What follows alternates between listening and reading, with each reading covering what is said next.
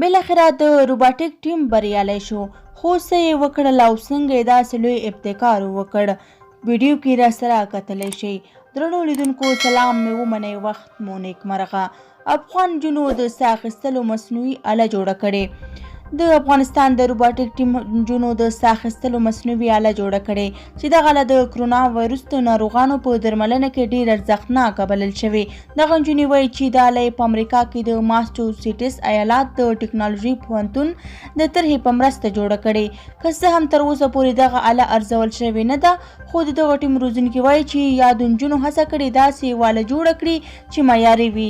د عامې روغتیا وزارت هم د دغه نجونو کار ستایلی او همداراز پرې تاکید کړی چې دا ډول آلې یا ماشینونه دي د داسې انجینرانو تر مشورې وروسته جوړ شي چې طبي بیولوژي لوستي وي. که څه هم په افغانستان کې د نورو هیوادونو په پرتله د کرونا وایروس مثبتې پیښې کمې دي، خو ورځ تر بلې دغه پیښې ډېرېږي. اوس پیښې دومره نه دي چې د افغانستان روغتیایي سیستم وننګوي، خو که دا شمېر ورځ تر بلې ډېرېږي نو د ساه اخیستلو آلو یا ماشینونو له کمښت سره به افغانستان هم مخ شي. دا ماشین یا آله د کرونا ناروغانو لپاره ځکه ډېره مهمه ده چې د کرونا وایروس ناروغان د ساه اخیستلو له مشکل سره مخ کیږي یا یې تنفس سختیږي. د یادولو وړ ده چې په افغانستان کې تر دې مهاله پورې 214 تنه په کرونا وایروس اخته شوي چې زیاتې په هرات، کابل او کندهار ولایتونو کې دي.